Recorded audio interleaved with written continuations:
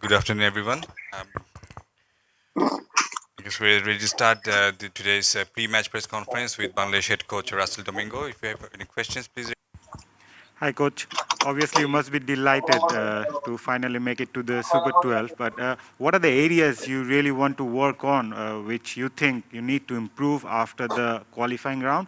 And at the same time, there have been a lot of talks back in the country where BCB president uh, has been giving his some sort of suggestions towards the team. How do you guys see these things?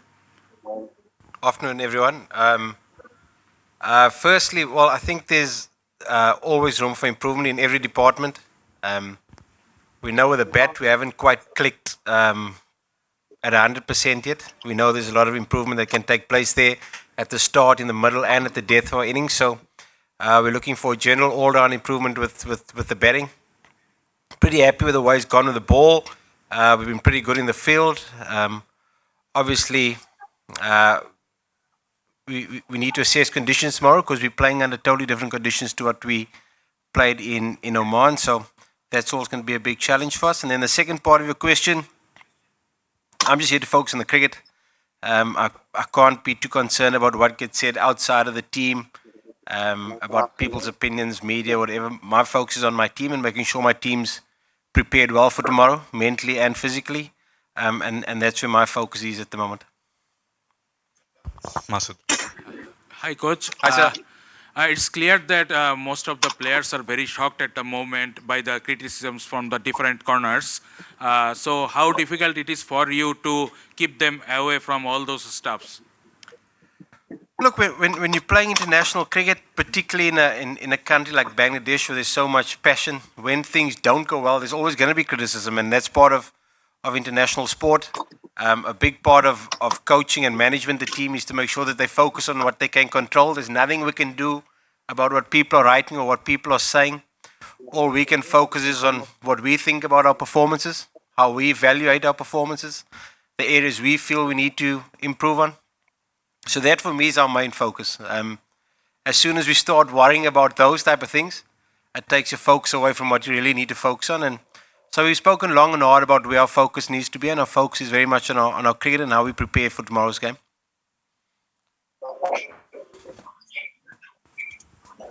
Coach, what will be the X factor of tomorrow's match against Sri Lanka? What will be there? What will be the X factor of Bangladesh cricketers? X factor. Yeah. Look, I think we've played against Sri Lanka a bit over the last couple of months, and we've had some good contests against them. I know it's a different format, but we played well against them in the 50-over series. We had a competitive test series against them. Difficult to say. Difficult to pinpoint one or two players. I think we've got a well-balanced side. We've got some seriously skillful bowlers. We've got some dangerous batters. We obviously know we've got a world-class all-rounder in Shakib. So difficult to pinpoint one or two things. Obviously, these type of conditions can suit us. Sharjah, I suppose, a little bit more similar to what the wickets in Dhaka are like. So hopefully that can assist us in tomorrow's game. Coach, Bangladesh is going to play their Super 12 with maximum non-Asian countries like England, Australia, South Africa. And all matches Bangladesh is going to play, which match started at local time 2 o'clock. So is it a good opportunity for Bangladesh as Asia country here for Super 12 to qualify semi-final or to go Super? I think the scheduling, the way it's worked out of the 2 o'clock start suits us big time. It takes due out of the equation. I know a lot of other teams are very focused on the due. With us playing all our games at 2 o'clock, it's not an equation for us. So I think our spinners will come very much into the competition. So we're happy that it's actually worked out that way, that all our games start at 2 o'clock. Regarding the opposition we're playing against, we know in a World Cup, anybody can beat anybody, whether you're in this group or the other group. All those teams are quality teams. So not too perturbed by the group we're in, whether it was this group or the other group, both groups equally hard, equally tough. So I don't think that's any advantage or disadvantage for us. Coach, considering the stadium, it's pretty small comparing to the other stadium. So how do you guys assess this thing? And as well, the spin department can also play a big role, or you can bank on the fast bowlers? Look, historically, Sharjah, I know they've relayed the wicket and the scores have come down considerably since the new wicket's been laid. But tall bowlers who hit the wicket have always seem to be in the game. I know I came here with South Africa years ago, and I remember Morne Morkel was very effective, the sort of hard length that he bowled where the ball skids through. So I think tall fast bowlers are in the game.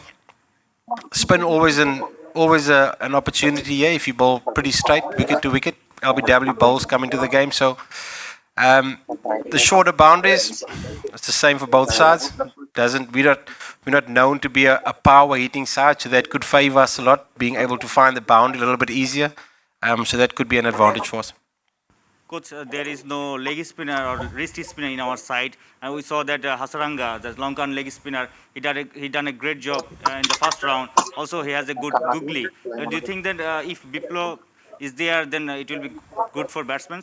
Biplop's not here. I don't want to talk about Biplop.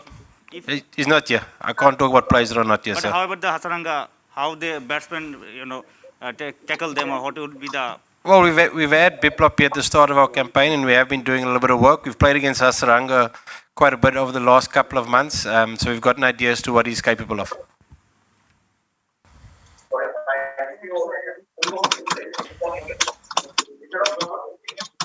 Because you were saying that the wicket may be similar like Dhaka. So is it going to be a spin-heavy bowling attack tomorrow? We'll see. I haven't even looked at the wicket yet. I'm just going on what statistics are saying. I've come straight here, so we'll have a look at the wicket later today and make a decision on the team.